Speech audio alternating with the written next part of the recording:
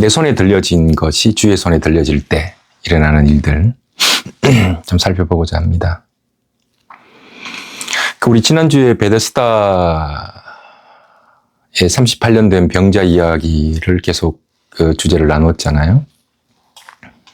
그 예수께서 병자를 치유한다는 건 그 단순히 육신의 병을 의미하는 것이 아니라 그 하나님의 나라가 임하는 것, 하나님의 나라가 내 속에 임하는 것을 의미해요. 그 병든 우리의 육, 혼, 이제 이걸 깨워내는 이야기이거든요. 그 병자 이야기는 단순히 어떤 육체적인 치유를 넘어선다. 그러니까 하나님의 나라가 내 속에 임하시고 내 속에 병들어 있던 그 혼과 육을 깨워내는 이야기. 그런 이야기들입니다. 6장 1절. 그 후에 예수께서 디베랴의 갈릴리 바다 건너편으로 가시매 큰 무리가 따르니 이는 병자들에게 행하시는 표적을 보았음이로라. 지금 38년 된 병자를 고친 이후에 디베랴 바다 건너편으로 가실 때 큰 무리들이 따른다. 이는 병자들에게 행하시는 표적을 보았다. 그 큰 무리가 병자 고치는 표적을 보았다는 이야기입니다. 큰 무리는 표적을 봐요. 아니, 표적만 봐요. 아니, 표적밖에 안 보여요. 그래서 예수님께서는 표적을 보여달라고 하실 때 예수님은 요나의 표적밖에 없다고 말씀하시잖아요. 너희들에게 보여줄 표적이 없다. 그 요나의 표적은 그 죽음과 부활을 의미하잖아요. 그러니까 내 안에 혼과 육이 죽고 영이 깨어나는 이야기. 성경은 이런 이야기들입니다. 여러분, 언제 내가 성경책 잘못 읽었다, 내가 신앙을 잘못 접하고 있었다를 아는가 하면 눈이 떠여질 때입니다. 그전에는 몰라요. 그러니까 큰 무리들이 눈에 보이는 표정만 보는 거죠. 결과만 보는 거죠. 그것밖에 안 보이죠. 이건 좋다 나쁘다의 개념이 아니에요. 그것 말고는 보이는 게 없다. 그 눈에 보이는 것들을 따라가는 무리입니다. 왜 무리인가 하면, 대부분의 사람들이 이걸 보기 때문에 군중이에요. 그래서 넓은 길을 가는 사람들은 많죠. 근데 주의 길은 좁다, 협착하다. 그 많은 사람들이 주여 주여 하지만 실제로 주님의 음성을 듣고 주님을 알고 내가 너를 도무지 모른다 할 때 그 주어를 잘 보세요. 누가 모르는 건지. 주님이 모르는 게 아니라 우리가 모르죠. 우리가 성령의 음성을 한 번도 이게 영으로 들어본 적이 없죠. 눈에 보이는 표적만 구하는 거죠. 그 표적이라고 할 때 뭐 신비한 어떤 미라클 이런 게 아니고 눈에 보이는 것, 여기에 이제 함몰되는 거죠. 그러니까 눈에 보이는 것이 자꾸 집중하다 보니까 영은 점점 더 그 인식이 죽어가는 거죠. 안 보이는 거죠. 6장 2절에 보면 큰 무리가 따르니 대중들이 우르르 따라가죠. 그것밖에 안 보이기 때문에 그래요. 여러분, 진리는 항상 다수가 모이는 곳에 진리가 많이 없었다. 어떤 진리든지 그래요. 그러니까 대중들이나 시민들이 이미 벌써 몰려들기 시작한다 그러면 이미 벌써 끝물일 가능성이 굉장히 많아요. 6장 3절, 예수께서 산에 오르사 제자들과 함께 거기 앉으시니. 사복음서라고 공간복음이라고 말하는 건 마태, 마가, 누가, 요한을 의미하잖아요. 근데 같은 사건인데 오병이어 사건은 다 나와요. 이 사복음서에 다 나오는데 장소가 다 달라요. 마태복음 빈들, 마가복음 들판, 누가복음 들, 요한복음은 산. 어떻게 한 사건인데 이렇게 다를 수 있느냐? 그래서 이 짜집기 했다. 이렇게 얘기하더라고요. 짜집기 했다. 그러니까 우리가 어떤 역사적 기록물을 한번 본다고 생각해 봅시다. 그리고 한 사건을 바라보고 한 역사를 바라볼 때 이런 유화적인 어떤 안목으로 보면 기독교는 수준이 이게 하향평준화됩니다. 여러분 동창회를 한번 가보셨습니까? 초등학교 동창 같은 경우에는 학교 여러분 개인적으로 한번 생각해 보세요. 여러분 초등학교 운동장 크기가 지금 말고 그때 나이 때 여러분 학교 운동장이 얼마나 컸습니까? 어떤 친구는 여의도만 했다 그러고 어떤 친구는 대학교 캠퍼스만 했다 그러고 근데 실제 가보면 손바닥만 하죠. 여러분 제가 지금 굳이 단어를 정확한 단어가 아니라 우리가 사용하는 단어를 사용해 봤습니다. 여의도만 하다. 대학 캠퍼스만 하더라. 실제로 가보니 손바닥만 하더라. 여러분 정말 이거 이해 안 되세요? 정말 성경을 가르치는 학자라는 분들이 이 정도 지적 수준이 안 된다 그러면 그 성경 강의하면 안 돼요. 그러니까 빈들, 들판, 산이라고 해서 그걸 짜집기 했다.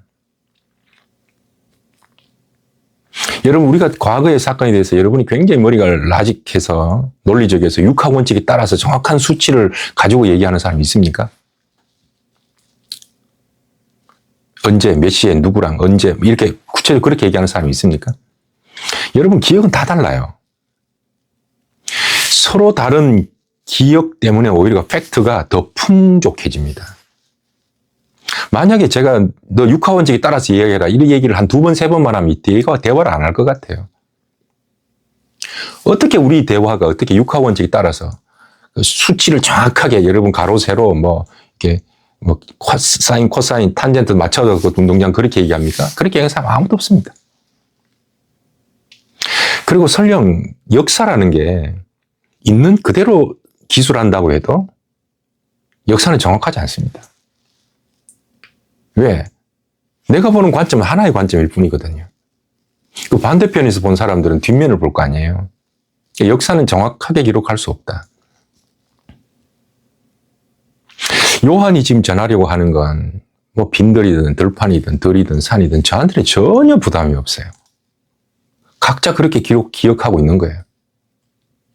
그 기억이 성경을 풍성하게 만들어요. 그러니까 요한이 전하려고 하는 글의 방향성은요, 기품입니다. 말씀의 기품이에요. 말씀이 얼마나 깊은지 태초에 말씀이 계시니라. 이 말씀을 태초까지 끌어올려요. 그러니까 산이 깊은 걸 의미합니다. 그래서 요한복음에서 나오는 산이라고 말할 때 그건 깊다, 높다 이런 개념들을 가지고 사용을 합니다. 여러분 산이 깊으면 뭐가 깊죠? 산이 높으면 골이 깊죠.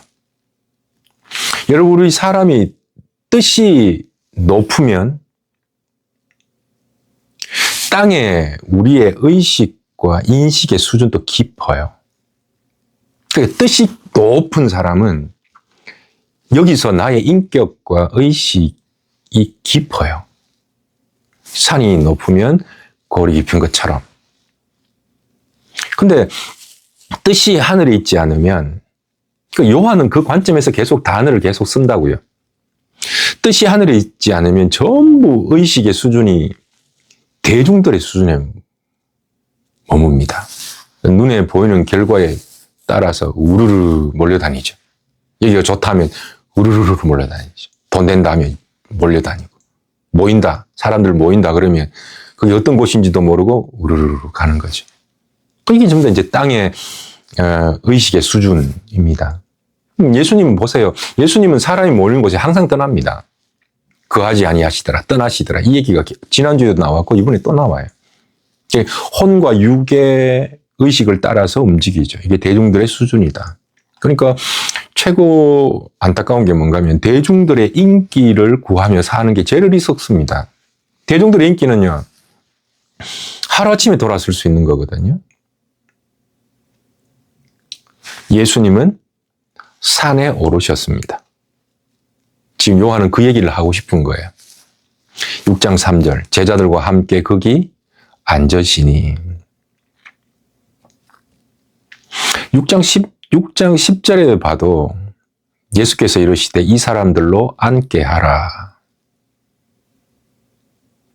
그 예수님께서는 설교하실 때도 먼저 앉게 하시고 오병이의 기적을 행하실 때도 앉게 하라. 앉아라. 지난주와 계속 연결해서 말씀드리면 오병이가 진짜 일어날 수 있습니까? 이렇게 질문에 들어가면 성경 전혀 모르는 거예요. 성경 그렇게 보는 거 아닙니다. 그러니까 소위 말하는 과학적이다, 논리적이다 하시는 분들은 이런 말도 안 되는 소리를 듣고 앉았다 이렇게 얘기하죠. 전도 해보면 알아요. 우리는 이제 우리가 교회 안에서 나누는 우리 교회 안에서 사용하는 단어들 때문에 쉽게 넘어가지만 조금만 교회의 바운더리를 벗어나서 얘기를 하면 이게 정말 일어날 수 있다고 생각하십니까? 라고 질문합니다.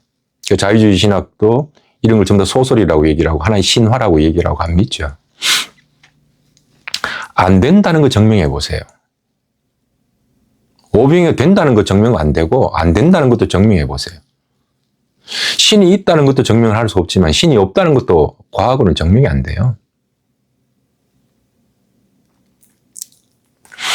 우리가 이 성경책을 어떻게 읽는가 하면 예수님께서 이제는 육의 몸을 골고다 언덕 2000년 전에 부활하시면서 예수님께서 우리에게 성령을 보내주시기로 하셨지 않습니까?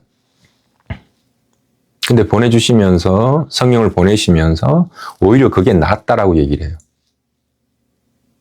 예수님은 시간과 공간의 제한을 받으시는 육으로 오셨지만 성령 하나님은 그 육체가 아니시기 때문에 시간과 공간의 제약이 없으시죠. 그래서 여기나 저기나 어디에나 어저께나 오늘이나 영원무궁히 함께 계실 수 있는 거죠. 예수님께서 이 성경책을 기록하시는, 그럼 예수님께서 이 땅에 다시 오십니까? 그건 마지막 재림 때 이야기고 오늘 사는 우리들에게는 우리 속에 계신 성령이 있죠. 그 성령을 깨워내는 겁니다. 그게 치료와 치유의 이야기예요. 우리 속에 잠자는 병든 혼에 병들어 있는 영혼을 깨워내는 이야기들입니다. 그러니까 여러분이 이 성경책을 같이 읽다가 이야, 내가 그동안 안 풀렸던 게 풀리네. 이런 이야기들이 나오기를 바라는 거죠. 앉으라 그래요.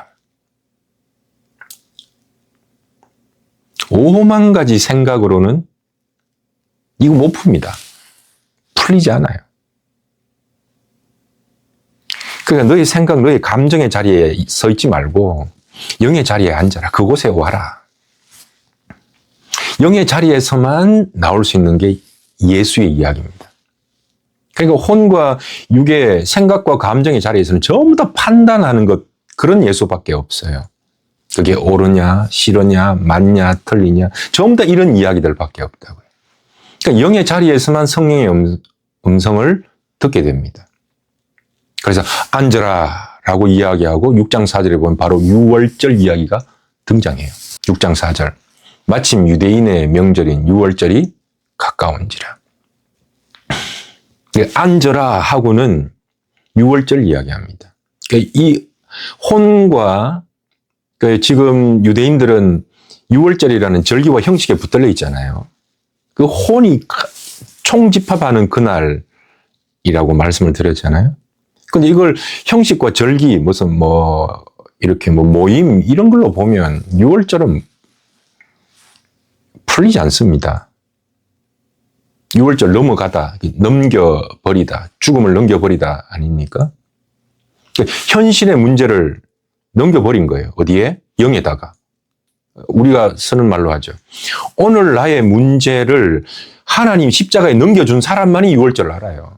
그러니까 걱정, 근심, 두려움, 번뇌, 망상을 붙들고 있지 않다니까요. 여러분 6월절이라는 걸 절기로 보면 큰일 납니다. 예수를 믿고 6월절, 죽음이 넘어간 거, 죽음, 예수 그리스도의 보혈에 나를 넘겨준 거잖아요. 그러니까 죽음이 넘어간 거잖아요. 현실의 문제를 십자가에 넘겨준 거잖아요. 그러니까 걱정, 근심 모든 걸 넘겨버린 사건이에요. 그 사람만이 6월절을 이미 압니다. 나머지는 전부 눈에 보이는 6월절을 지킨다니까요. 이번 주간 고난 주간이죠. 여러분 고난 주간을 퍼포먼스, 형식 배우면 독을 먹는 거예요. 그러니까 이번 주간이면 금식 하시는 분들이 꽤 많더라고요. 나쁘다는 얘기 아니에요. 뭐 할 수 있죠.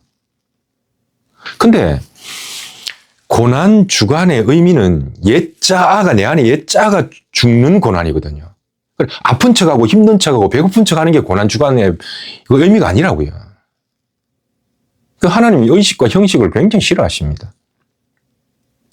고난이라고 말할 때 내 속에 일어나는 그 옛자아가 죽어가는, 그러니까 우리 이번 주간에는 더더욱 밥을 굶는 게 아니라 내 옛자아를 굶어야 되는 거거든요. 이게 고난이거든요. 근데 옛자아는 그대로 살아있고 막 짜증 낼 거 다 내고 밥만 굶으면요. 이거 퍼포먼스만 배우는 거예요. 정말 이게 위험한 겁니다. 그러니까 요한의 글을 보십시오. 이 다음부터 무슨 얘기가 나옵니까? 6월절이라 하고는 먹는 문제를 거론합니다. 오병이어잖아요. 그러니까 먹는 문제를 해결해 버리는 거거든요. 먹는 문제 해결 안 하고 걱정 근심 안 하고 여러분 굶고요. 여러분 그냥 막 이번에 좀 아픈 것처럼 화장 안 하고 그래 다녀도 하나님 전혀 그거 기뻐 안 하십니다. 하나님 그런 게 기뻐하시는 게 아니에요.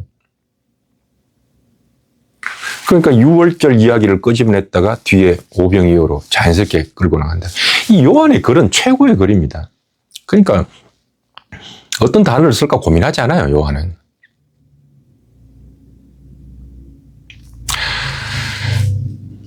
(6장 5절) 예수께서 눈을 들어 큰 무리가 자기에게로 오는 것을 보시고, 큰 무리가 자기에게로 오는 것을 보시고, 전부 다 혼과 육을 갖고 오는 거죠. 자기의 오감, 자기의 의식들, 자기의 경험들 갖고 오는 거죠. 예수님 그 모습 보고 아유 사람 많이 모이나 보다 이렇게 생각하지는 않으셨을 거예요. 그러니까 그들은 무리들, 그러니까 혼과 육입니다. 큰 무리들, 자기 생각과 자기 감정을 갖고 있는 사람들이 예수께 찾아올 때 같은 예수를 보는데도 어떤 사람은 예수의 하신 일에 관심 있는 사람이 있고 어떤 사람은 예수에게 관심 있는 사람이 있습니다. 여러분 집에 자녀가 여럿이 있어도 한 번씩 집에 뭐 맛있는 거 사들고 들어가면 아빠 손만 보는 자녀가 있고 아빠를 보는 자녀도 있다. 에이 목사님 표정만 보고 오는 거, 표적 보고 오는 거 나쁜 겁니까? 아니요. It's okay. 괜찮아요. 제가 지금 드리고 싶은 말씀은 뭔가 하면 표적을 보고 왔다 할지라도 예수님께서 하신 일에 머물면 안 된다라는 걸 말씀을 드리는 겁니다. 그러니까 하나님께서 나에게 무엇을 해줄 수 있는가에 관심은 한 번으로 좋게요. 근데 정작 예수님께서 나에게 무엇을 해줄 수 있는가에 관심이 있지만 하나님에게 관심이 있을 수 있다 없다? 없을 수도 있다라는 걸 말씀을 드리는 겁니다. 그러니까 하나님은 물으시죠. 너는 나를 누구라고 하느냐? 물으십니다. 너는 나를입니다. 누구라고 하느냐? 우리 속에 예수의 음성이 뭐 귀로 들립니까? 하늘에서 번개, 천둥 번개처럼 들립니까? 내 속에서 불현듯 성령 하나님의 음성이 들려져요. 들려진다니까요. 생각이 깃드는 게 아니고 생각이 나요. 너는 나를 누구라고 하느냐? 이런 소리들이 여러분 말씀 중에 막 들려야 됩니다. 제가 지금 그 얘기하고 있는 거고요. 대중들이 몰려오고 있습니다.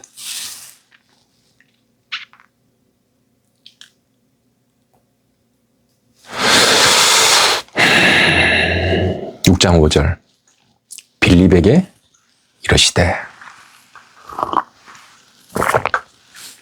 왜 하필 빌립이었을까요? 자, 지금 그림이 이런 그림입니다. 자기의 의식 수준에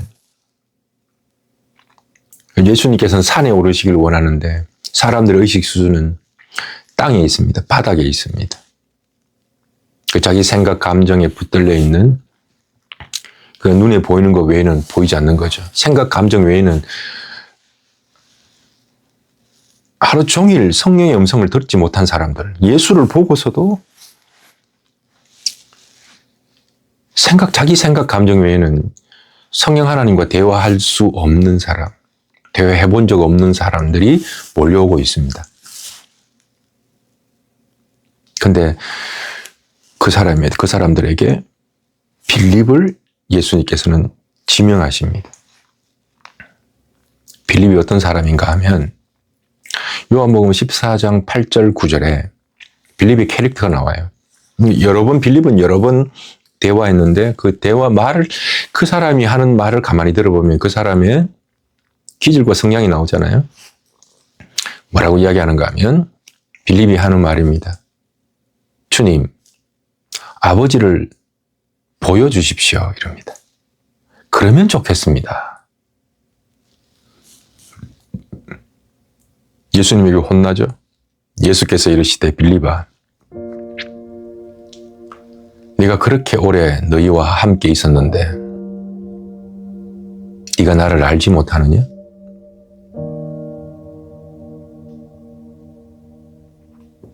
여러분 좀 감이 오십니까? 자기 생각, 감정, 오감이 발달한 군중들, 그걸로 사는, 자기의 눈으로 본 것만 믿고, 자기 생각, 감정만 믿고, 만져지는 것만 믿고, 내 안에 있는 것 믿지 못하는 군중들이 표적을 보고 달려옵니다. 빌립은 아버지를 눈으로, 오감으로 보기를 원했습니다. 예수님은 군중을 향해 있지 않고 빌립을 향해서, 오감이 발달한 빌립을 향해서 질문합니다. 6장 5절 빌립에게 이르시되 우리가 어디서 떡을 사서 이 사람들을 먹이겠느냐.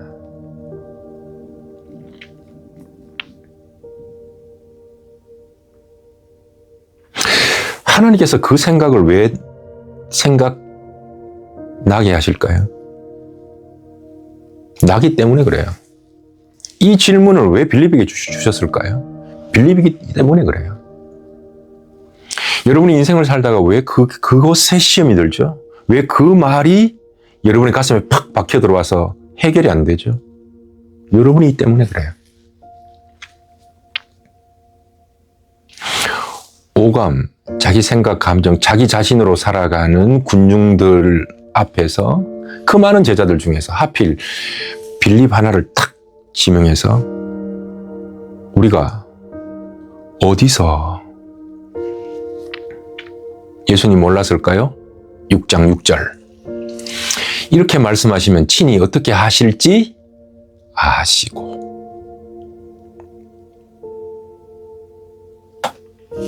예수님은 아십니다. 예수님 어디 계십니까? 우리 안에 성령님으로 계시죠. 그래서 우리가 조금만 찾으려고 하면 찾아지고 조금만 두드리면 열리고 조금만 열려고 하면 열리는 것이 진리의 문입니다. 성령 하나님의 문입니다. 요한계시록에 이런 말이 나와요. 내가 문 밖에서 두드리노니. 발로 문을 박 차고 들어가 버리면 되지. 뭐하러 낙킹을 합니까? 인격적이시기 때문에 그래요. 안 열면 말할 수 없는 탄식, 눈물을 흘리세요. 문 밖에서. 그분이 성령님이세요. 아니 뭐 권세가 있고 신이신데 발로 까고 발로 문을 박 차고 들어가면 되는데 그거 왜 그러실까요?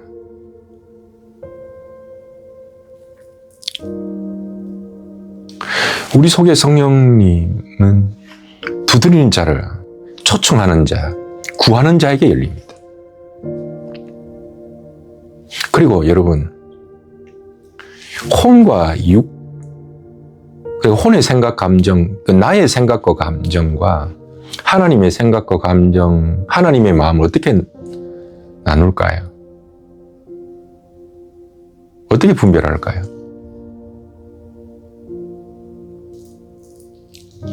찾으려는 마음만 있으면 너무 쉽습니다. 아일랜드 위에 있거든요. 열려고 하는 마음만 있으면 너무 쉽습니다.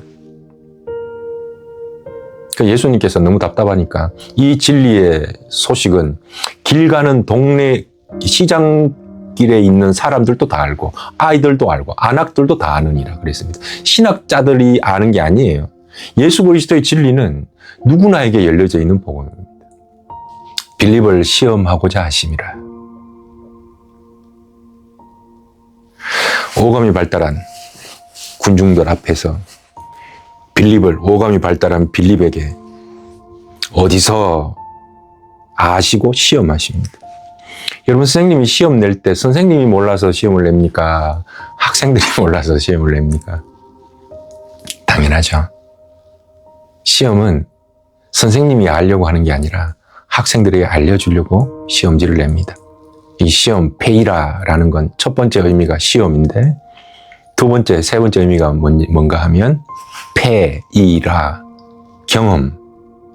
경험을 통해 배우다로 정확하게 말 하나 안 틀립니다. 사전에 시험이라는 걸 경험을 통해 배우다로 나옵니다. 여러분 왜 시험 받는데요? 배우는 거예요, 그게. 그러니까 시험 받아야 돼요.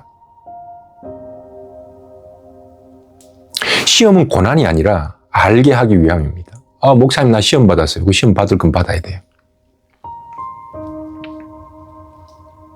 왜 예수님께서 빌립에게 경험하여 배우도록 할까요? 이 단어를 한번 잘 들어보십시오. 자기 속에 진짜 빌립을 깨우기 위해서요. 자기 속에 진짜 빌립 깨우기 위해서요. 6장 7절 빌립 한번 보세요. 빌립이 대답하되 각 사람으로 조금씩 받게 할지라도 200데나리온의 떡이 부족하리이다. 이걸 어떻게 이렇게 빨리 계산했을까? 그 많은 사람들 어떻게 숫자가 여러분 한 100명, 200명 돼도 빵 하나씩 얼마씩 계산 힘들 거 아니에요? 어떻게 빨리 계산할까? 열심히 계산해놓고 큐티 결론 뭡니까? 떡이 부족합니다. 6장 7절에 보면 그렇잖아요. 열심히 계산했는데 떡이 부족하리이다. 주님 돈 200데나리온 있습니까? 한 400데나리온 주세요. 이러면 될걸. 실컷 계산해놓고는 떡이 부족하리이다. 당연히 부족하죠. 한계를 가진 자원으로는 어떤 방법으로도 부족해요. 불가능해요. 그 빌립이 그걸 아는 거예요. 그러니까 우리 요한복음으로 이야기하면 퍼서 마셔야 하는 우물이에요. 늘 고갈돼요. 포도주는 결국 마르게 되어 있다.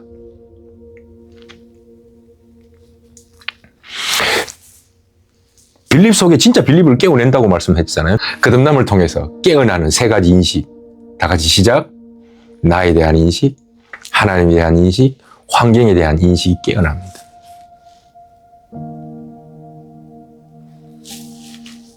그러니까 인식과 의식의 수준이 높은 뜻에, 하늘 뜻에 있지 않으니까 그래서 깊지 않습니다. 상처받을 때 다 받고 넘어질 때 다 넘어지고. 왜? 그러니까 사람들이 있는, 군중이 있는 뜰이거든요. 거긴 상처받죠. 시험 듣죠. 시험 받죠. 그러니까 지금 하나님께서는 잠자는 빌립, 여전히 계산하고 여전히 자기 생각과 감정에 빠져서 결국은 부족합니다. 실컷 계산해놓고도 부족하다고 말하는 그 빌립을 깨워냅니다. 인식을 깨워냅니다. 나에 대한 인식을 깨워내고 하나님에 대한 인식이 깨어나서 보도록 만들고 환경을 보도록 만듭니다. 인식이 안 깨어나니까 환경 보고 늘 좌절하잖아요. 와, 나는 절망이다. 이렇게 얘기하는 거잖아요. 하나님의 영으로 보면 그건 절망이 아닌 거거든요. 또 한 사람이 등장합니다. 6장 8절. 제자 중 하나 곧 시몬 베드로의 형제 안드레가 예수께 여짜오되. 이번에는 안드레입니다. 군중과 빌립을 비교했고 이번에는 빌립과 안드레의 비교합니다. 안드레. 그 안드레는 베드로의 형제라 그랬죠. 그러니까 안드레가 베드로를 예수께 데려온 자입니다. 그러니까 성경에 안드레가 얘기 나오면 항상 베드로의 신앙을 끌어올릴 때 안드레를 사용합니다. 감람산에서 예수님에게 다른 사람 전부 다 다른 소리 하는데 안드레는 이렇게 갑니다. 나에게 말씀하옵소서. 안드레는 조용한 사람이었지만 굉장히 저돌적인 사람이에요. 베드로의 믿음을 항상 안드레를 통해서 끌어올립니다. 그러니까 여러분, 믿음은 계산하면 믿음 안 자랍니다.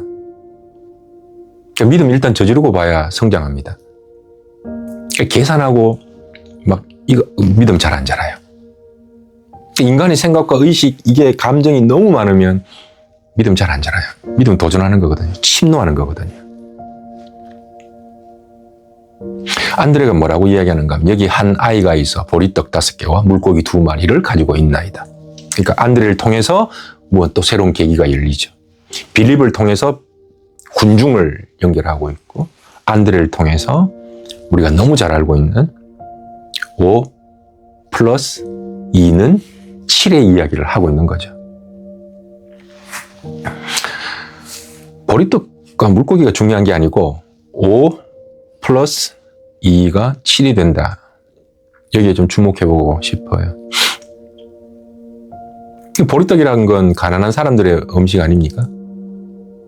그러니까 초라한 음식이죠. 인간이 가지고 있는 초라한 것 5개.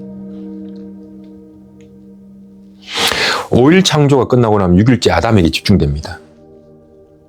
모든 5일의 관심이 아담에게 집중돼요. 그게 6이죠. 그러나 6으로 멈추지 않고 7 완성으로 안식일로 넘어가는 이야기죠. 그러니까 5는 반드시 6과 7을 만나야 됩니다. 내가 보고 듣고 말하고 깨닫고 손을 만지는 것 전부 다 누굽니까? 아담, 나를 위한 거예요. 그러니까 5와 6을 넘어가지 못하면 7로 넘어가지 못해요. 그러니까 우리는 오감의 존재예요.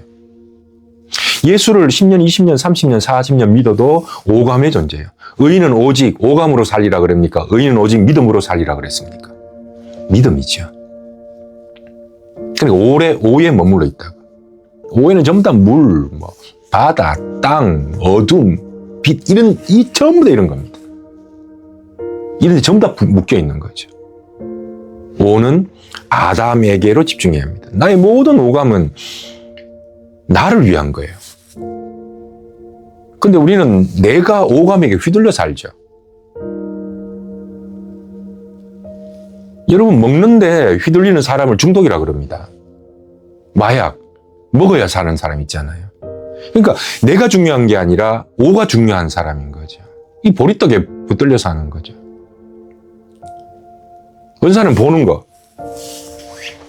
요즘 젊은 사람들 포르노그래피입니까? 내가 안 보고 싶으면 안 봐야 되는데 그게 붙들려 사는 거죠.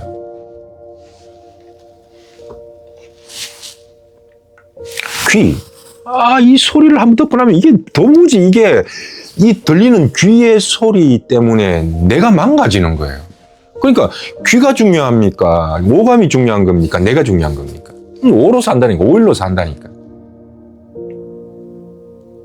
그럼 5는 반드시 5 플러스 2에서 7로 넘어가야 되는 이야기입니다.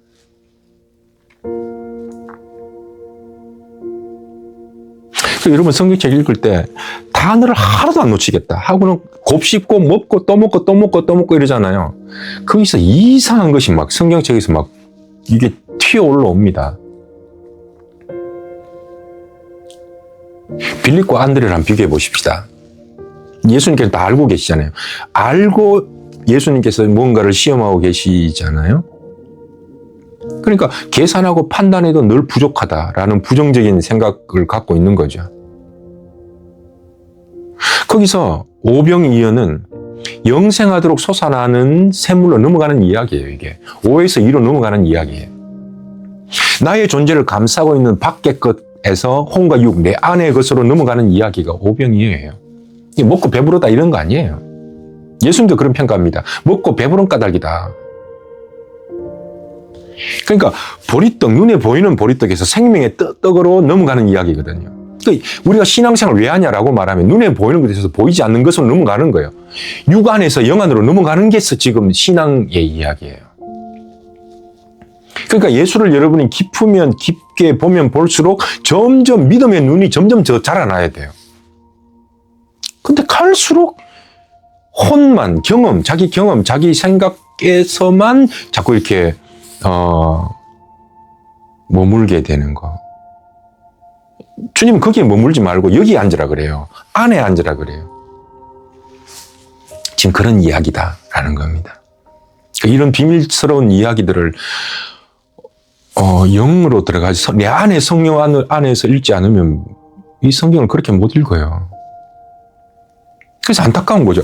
사람들이 군중은 그렇게 따라가는데 실제는 예수가 없는 거죠.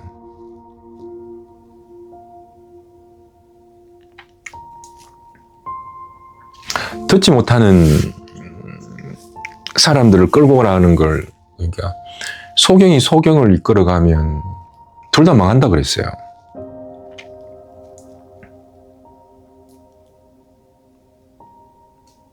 예수의 이야기잖아요. 굉장히 단순하죠. 예수가 어디 계신데요? 2000년 전에 그 육으로 오신 그 예수님은 하늘 보좌 우편에 앉아 계신다고 얘기를 했다고요. 그러면 우리 속에 성령으로 계시잖아요. 성령은 우리 속에 계시잖아요. 그럼 예수의 이야기, 성령의 이야기는 우리 속의 이야기라고 우리는 알아먹어야 되는 거잖아요. 6장 9절. 여기 한 아이가 있어 보리떡 5개와 물고기 2마리를 가지고 있나이다. 그러나 그것이 이 많은 사람들에게 얼마나 되게 사옵나이까. 10절. 예수께서 이르시되 이 사람들로 앉게 하라. 또 나오죠. 앉게 하라. 그곳에 잔디가 많은지라. 사람들이 앉으니 수가 5천 명쯤 되더라.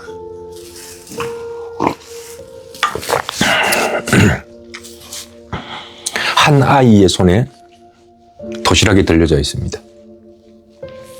보잘것없는 가난한 사람들이 먹는 보리떡. 한 아이의 손에 들려진 도시락이 주님의 손에 들려질 때 하늘 양식이 쏟아지는 이야기입니다. 이걸 충만이라 그래요. 여러분 정말 진지하게 한번 생각해 보시죠. 내가 최근에 정말 만족하다, 행복하다, 충만하다라고 느껴본 적이 있는가 한번 생각해 보세요. 오늘 이야기는 한 아이의 손에 들려진 도시락이 주님의 손에 들려질 때 하늘이 열리고 땅이 진동하여 하늘의 충만이 쏟아지는 이야기예요. 충만입니다. 충만. 뭐가 그렇게 불만족스러운지. 뭐가 그렇게 불만족스러운지. 여러분 한번 생각해 보세요. 제가 여러분들이 질문하지 않잖아요. 한번 생각해 보시라니까요. 제가 어릴 때 나이는 언젠지는 전혀 몰라요. 근데 명확하게 선명하게 기억하고 있는 한 사건이 있습니다. 이게 뭔가 하면 봄날쯤이었습니다. 제가 그때 어머니 무릎에 누워 있었습니다. 멀리 비행기 소리가 들렸고요. 내 눈에 잠자리가 몇 마리가 날아다녔습니다. 한 놈은 도망가고 따라가고. 근데 그때 어머님 따는 봄날에 어머님이 저를 머리를 만졌는지 몸을 만졌는지 잘 모르겠어요. 근데 잠이 스르르 들기 바로 직전을 저는 완벽하게 기억하고 있습니다. 제 일생 중에 가장 충만하고 따뜻했던 시간입니다. 어른이 되어서는 단 한 번도 경험하지 못한 그때 그 따뜻함. 한 아이가 가난한 도시락을 들고 옵니다. 한 아이가 하나님의 형상으로서 그저 그분에게 누워있는 한 존재, 제 말로 하면 가장 순수한 자아의 상태입니다.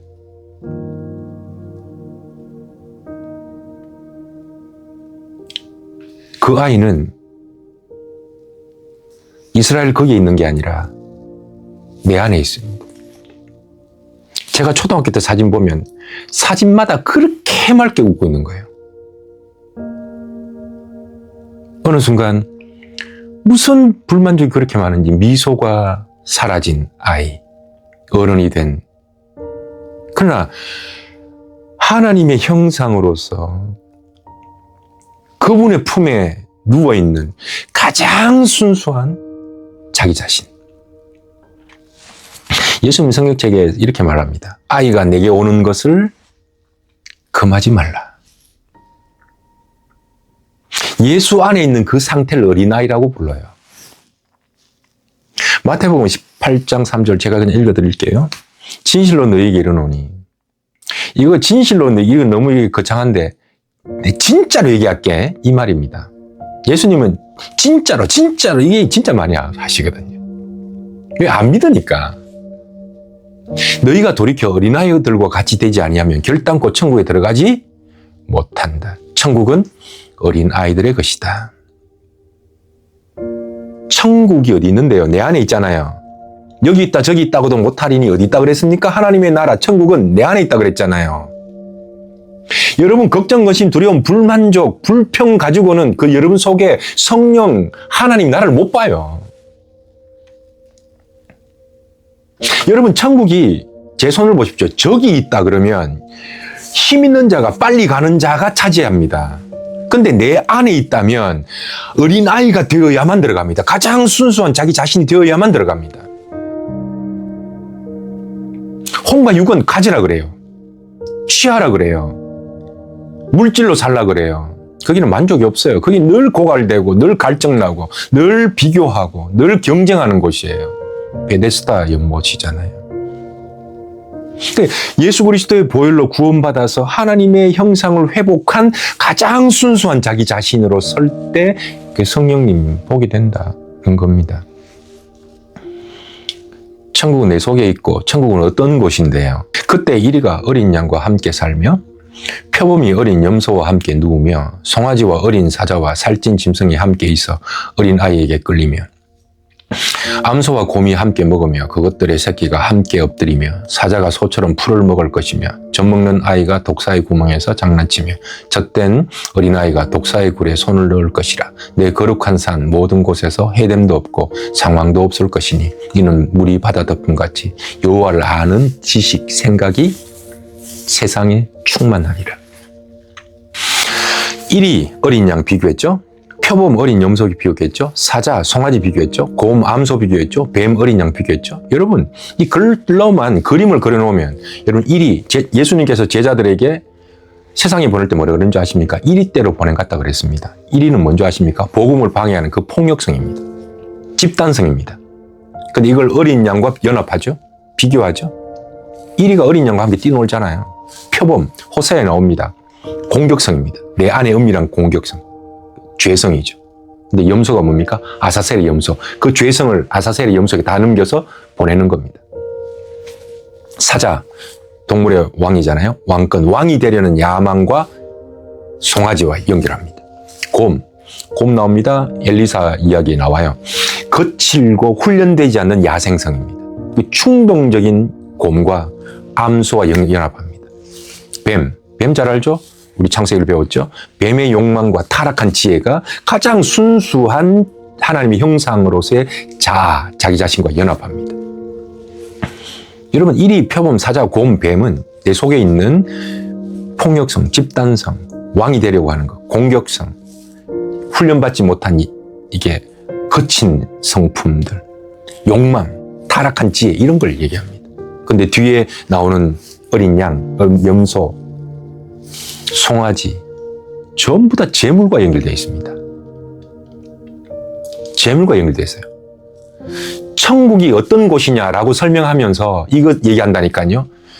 독사굴에 손 놓으라고 이게 얘기 나온 게 아니고 천국은 어떤 곳이냐, 하나님의 나라가 네 속에서 어떤 곳이냐라고 말할 때 너의 그 야생성, 그 훈련받지 못한 충동적인 그 이야기에 전부 다 재물로 받쳐져서 암소, 송아지, 염소, 어린아이로 넘어가는 이야기입니다. 천국 어디서요? 내 안에서 이루어지는 이야기예요. 여러분, 재물은요, 전부 다 불로 태워집니다. 그리고 여러분, 소는 24조각, 양은 12조각, 비둘기는 목을 따서 여러분 전부 다 조각조각 냅니다. 그러니까 이런 본문을 읽고 은사들과 어린 양과 뛰놀고 노래나 부를 줄 알았지, 이걸 전부 다 한 번도 우리 속에서 천국의 하나님 나라가 어떻게 이루어지는가를 푼 사람도 없고 풀어주지도 않고 궁금해하지도 않습니다. 하나님의 나라가 어떻게 어디서, 예수님께 직접 말하잖아요. 하나님의 나라는 저기 있다 여기 있다가 아니다라고 말하잖아요. 어디 있다고 말합니까? 우리 속에 있다고 말하잖아요. 그 하나님의 나라를 설명하고 있는데도 풀어주지도 않고 궁금해하지도 않고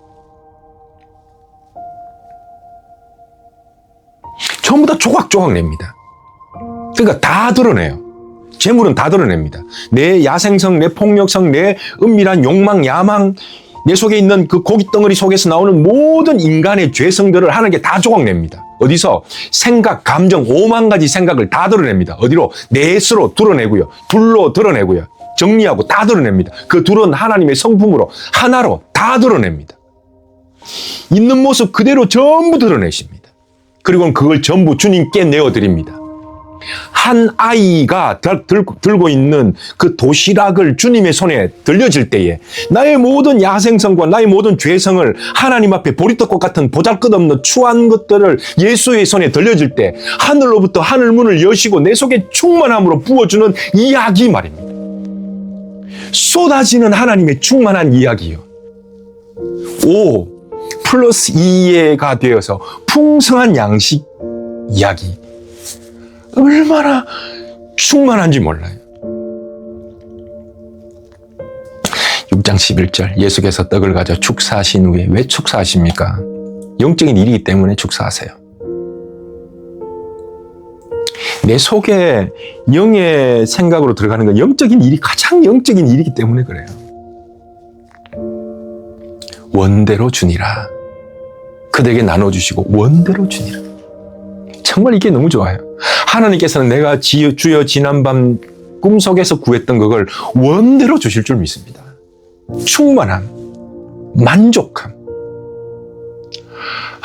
얼마나 기분이 좋은지 몰라요. 여러분, 불만족스러운 건 만족이 없어서가 아니에요. 영과 멀어지면 불만족이 와요. 화가 치밀어 오는 건 화가 날 이유 때문에 그런 게 아니라 내 속에 평안과 샬롬이 없는 거예요. 여러분, 영은 항상 고요해요. 성령은 항상 고요해요. 어떤 분이 이렇게 생각할지 모릅니다. 목사님, 저는 지금 불만족스러운 게 아니고 열심히 비전 때문에 노력하는 중이라고. 노력하는 중이라. 여러분, 노력하는 열심과 불만족은 다른 겁니다. 여러분, 일평생 항상 꿈꾸며 살아요. 목사님, 저는 꿈꾸고 비전 때문에 이렇게 살아요. 아니요. 절대로 그렇지 않습니다. 불만족은 평가입니다. 불만족은 평가예요. 나의 삶에 주어진 것에 대한 평가입니다. 그러니까 평생 꿈꾸며 좋은 집 사야지, 좋은 차 사야지. 그러니까 단 한 번도 현실에 만족하지 못합니다. 평생 그렇게 살다가요. 어느 날 그렇게 인생 끝이 와요. 불만족으로 살다 끝이 와요. 그들이 배부른 후에 예수께서 제자들에게 이르시되 남은 조각을 거두고 버리는 것이 없게 하라. 예수님은 환경운동가여서 버리는 쓰레기를 너무 싫어해서 모았을까요? 성경을 이렇게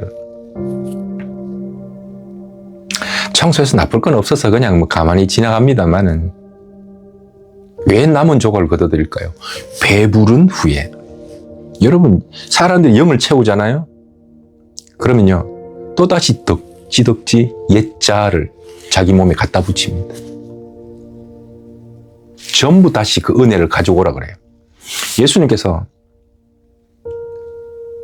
병에 걸린 사람을 다 고쳐줬는데 전부 다 육으로, 덕지 육으로 다 채웁니다. 와서 감사한 사람, 병자 한 사람밖에 없어요. 거두고, 똑같은 단어입니다. 거두고.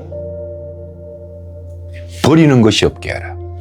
모두 온전히, 완전히 성령의 일 안에서 버리는 것이 없게 해요.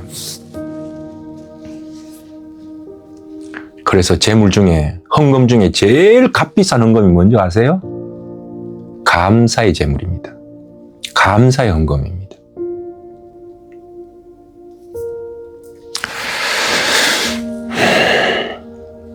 (6장 13절) 이에 그돈이 보리떡 5개로 먹고 남은 조각이 12바구니다. 또 왜 12일까요? 12바구니, 12지파, 신약으로는 12제자. 성경의 12은 완전한 하나님의 백성입니다. 완전한 통치입니다. 12, 완전한 통치입니다.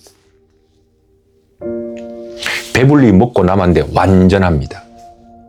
완벽한 하나님의 통치입니다. 하나도 버릴 것이 없는 완벽한 통치.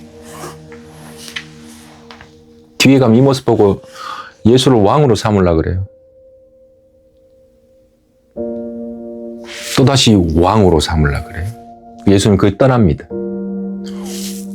혼과 육은 왕으로 살려고 하죠. 왕으로 삼으려고 하죠. 내 인생의 주인으로 살려고 하죠. 주인, 왕, 똑같은 말입니다. 이 말씀이 어느 순간 여러분 속에서 와, 내가 뭔가를 만났다. 내가 예수를 만났다. 이런 날이 오기를. 내가 선지자를 만났다.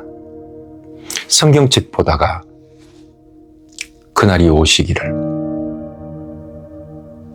내가 메시아를 만났다. 내가 귀로 들었는데 이제는 눈으로 본다.